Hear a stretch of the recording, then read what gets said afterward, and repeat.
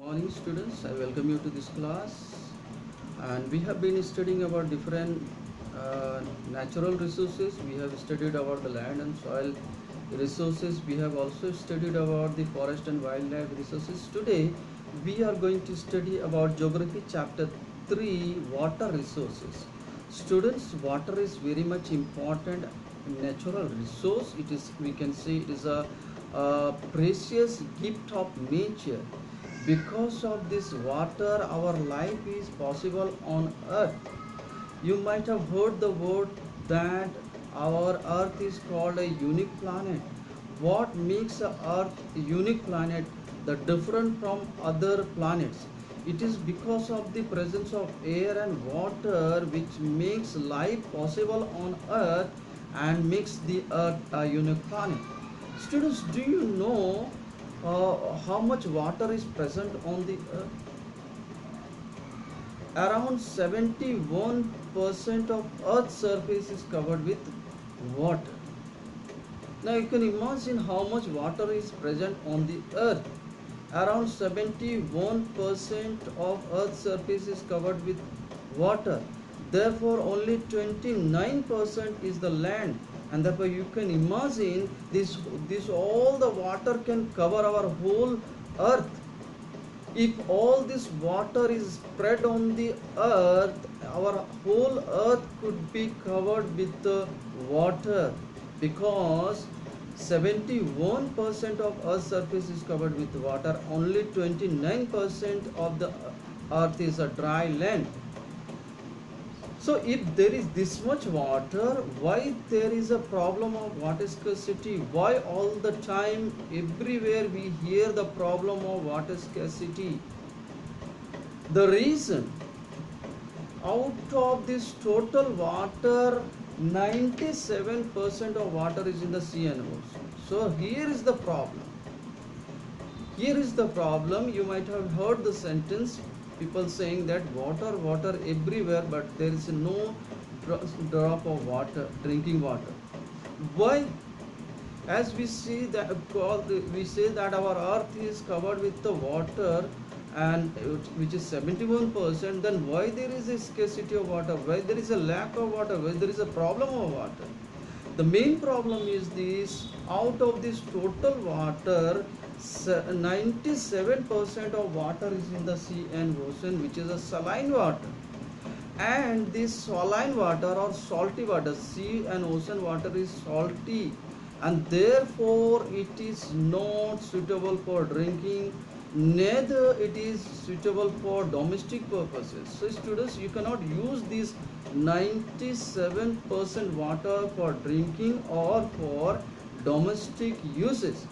Therefore we have to manage with only 3% of water. Now you can understand why there is a problem of water. Now you can imagine why people always have a problem of water, because 97% is saline water which is stored in the sea and ocean, and we cannot use those water. So we have to manage all our activities with the 3% of water. Now you can imagine why there is a problem of water. And not only that, this 3% water, among which only 2.5% water is fresh water. We know that some percent of water is in the form of ice, this fresh water. This 2.5% which is a fresh water, this is also not available for us to drink or use for domestic purposes. You have to understand, though we say there is 2.5% water is a fresh, but this all is not suitable for our domestic use or for our drinking, because among these, some are in the form of ice sheets, some are in the form of the snow, some are in the lakes, or some are in the rivers and the ponds. So we cannot use all this water because these are all not suitable for drinking. Apart from these, there is a problem of pollution. So the water is in the ponds or in the lakes or in the river. These are all not suitable for domestic use or for drinking because of the problem of pollution. So we have now around only 1% of water, or even less than 1% of water is a underground water which is suitable for our drinking. So now you can come to the conclusion. Now you can understand why earth is facing the problem of water, why water becomes a very much important resource, why our duty, our responsibility is more to save the water. Because even less than 1% of water which is underground, found inside the earth or under the earth, which is fresh water and suitable for drinking. So students could understood what is a fresh water. What is a fresh water? The water which is obtained from the surface, runoff or groundwater, or as I told you, in the form of ice sheet or in the snow or in the lakes and rivers. These are all surface water.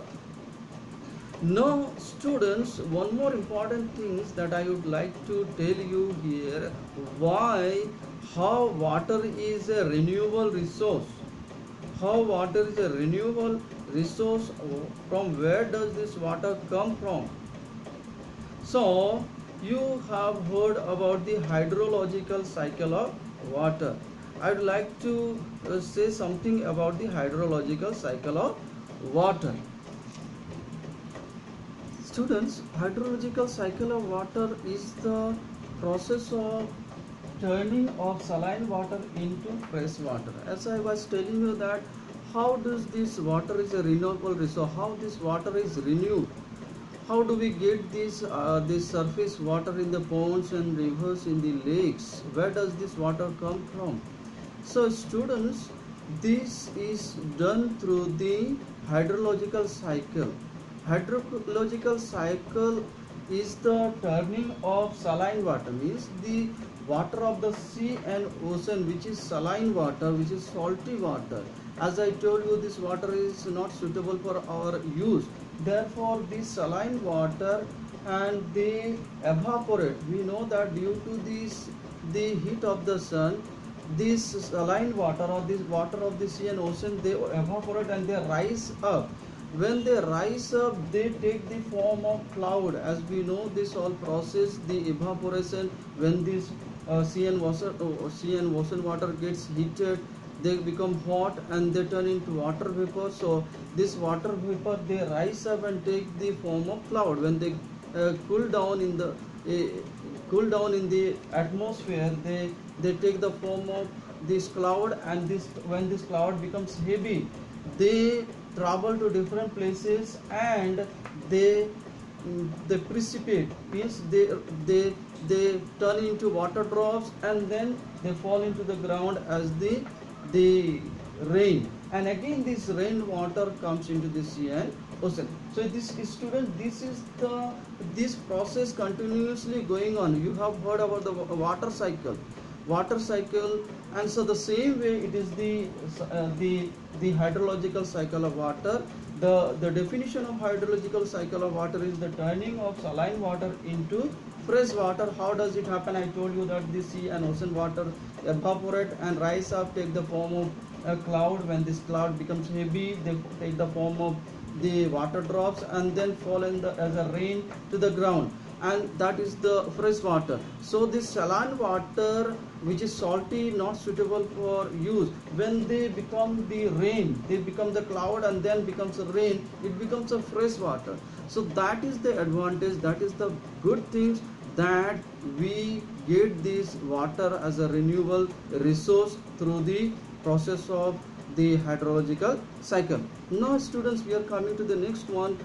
The problem is the scarcity of water. Why there is a scarcity of water? Why there is a problem of the water? So there is a few reasons given in your book why there is a scarcity of water. The first reason is availability of the water. availability of water makes the water shortage in different places. We know that our earth equally, the water is not equally distributed in different part of the earth.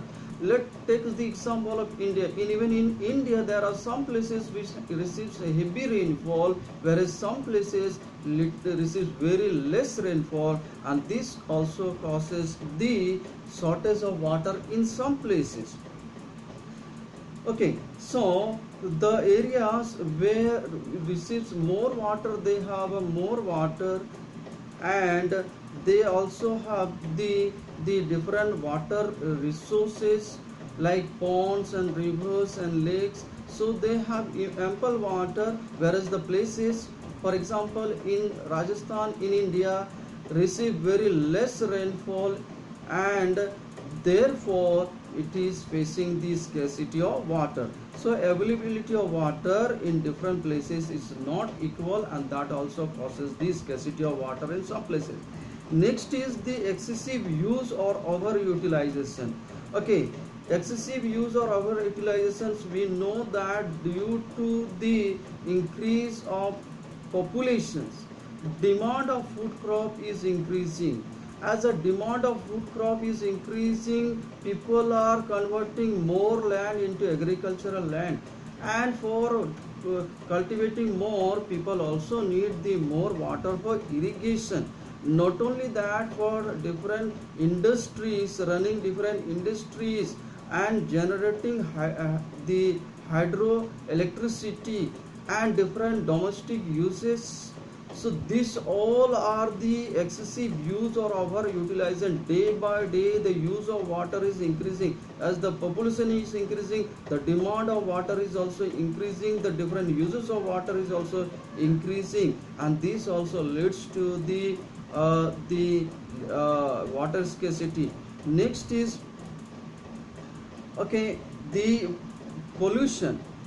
The pollution is also the reason for the scarcity of water. We know that different water bodies are present on the earth, which includes the river or ponds or the lakes. But student, because of the domestic waste or the waste that coming out from the industries, this all are drained into the river bodies, thrown into the river bodies, and creating the pollution of these water bodies, and therefore the water scarcity is there. Not only that, because of the over irrigation or deforestation, now people are cutting down the forest.